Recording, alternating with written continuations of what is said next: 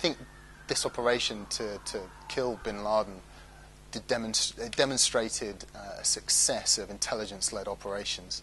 There was no doubting that the data accumulated to pinpoint where bin Laden was living had taken a number of years to actually gather and pinpoint exactly where he was. We know from what President Obama has said that this operation had been a long time in operational planning, but actually formulating the pictures with which then they could act had taken a number of years before. Bin Laden's death will act as inspiration for US forces who are trying to track down the other elements of Al-Qa'ida core. It shows that with all of the intelligence and technology at their disposal, if they're patient and take enough time, they can find these individuals. So certainly I think you'll see a spurt, if you like, of operations and intelligence gathering taking place in that regard. I think there'll be a big bounce for quite a lot of Western counter-terrorist activities because of this. Remember that when bin Laden's villa was stormed, the whole operation took about 45 minutes. The actual storming and killing took about 3 or 4 minutes, and the rest of the time was spent ransacking the villa for the records, for hard disks, for computer drives, for a lot of photographs and books. The Americans now have a veritable treasure trove of intelligence. They've probably got as much intelligence as they will ever have of Al-Qaeda core operations, and for that reason that intelligence is red hot, and almost certainly they will try to convert that into operational planning for CT, counter-terrorist operations around the world. The thing that will be very interesting will be to see how much of that information they share with the British and the Germans and the French and the Italians in ways that make a difference. It will be interesting to see how that pans out in the next 1 to 3 months. This operation raises questions about the standardization of targeted assassinations, because you have the White House that has declared that this was a kill operation. These were explicit words used by the White House, and yet and the White House justifies this by saying that this is a continuous war against Al-Qa'ida that the United States is subjected to, and nobody really bats an eyelid. However, in 2004, when Israel had a targeted assassination against Sheikh Ahmed Yassin, who was the founder of Hamas and was also termed the Palestinians' bin Laden, Kofi Annan criticized Israel vehemently, saying that this extrajudicial killing was against international law.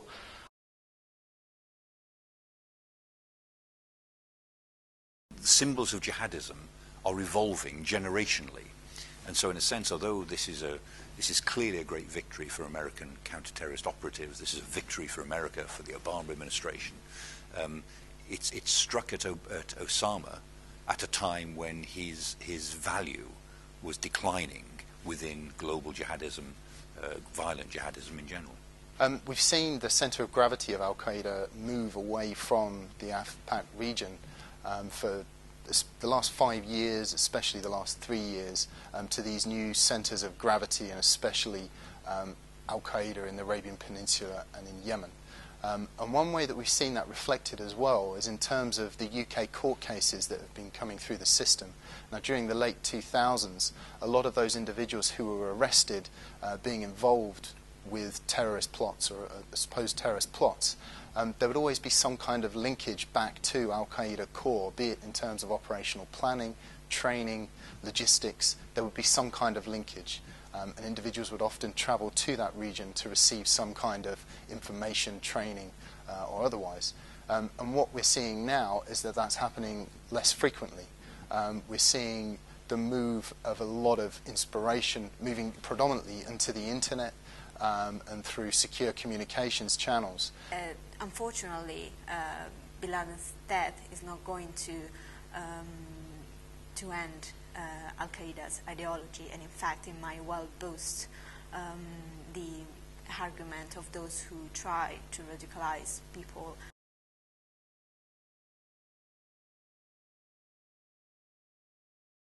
I think Pakistan's commitment to counter-terrorism will continue as it has done in the past. However, confidence between the United States and Pakistan will have been dented.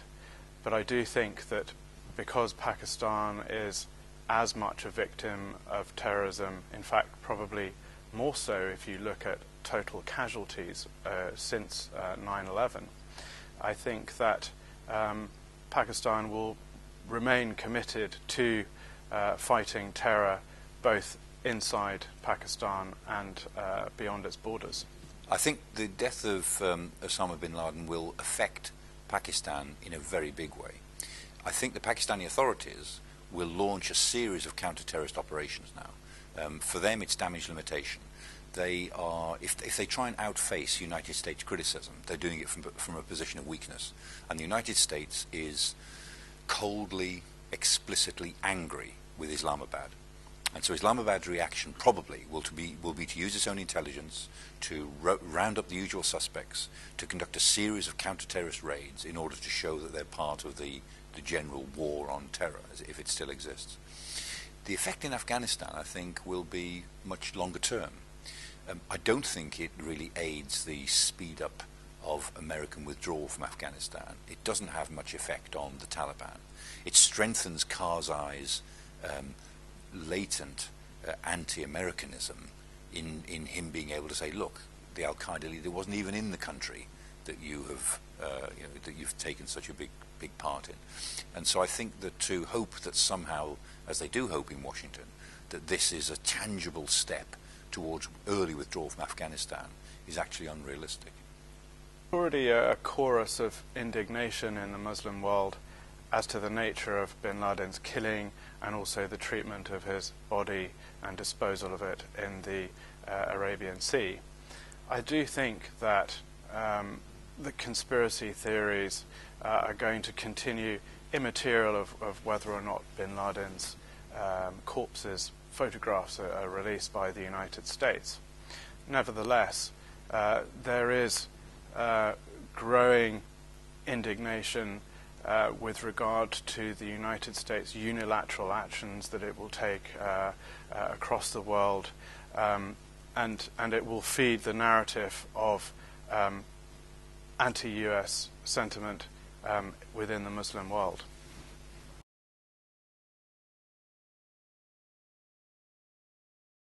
Initially, I don't think we're going to see an increase in the threat level because we're at the highest level we can possibly be unless we move into the level of critical, which would mean they have intelligence suggesting that an attack is in the making, that there is something incoming.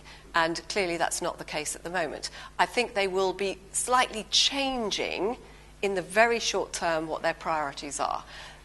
Yes, there will be a will for retaliation, but will there be the ability to retaliate? And again, the retaliation initially, they will be trying to go for Pakistan and the US. Here in the UK, they will be looking out for lone wolves acting on their own. Now, by tradition, these are people who espouse the ideology of Al-Qa'ida but don't have any links in, haven't necessarily been trained in the training camps in Afghanistan and Pakistan. And by tradition, their devices have tended to be more homemade, more amateurish. Less lethal, but of course that is absolutely not something that can be relied on.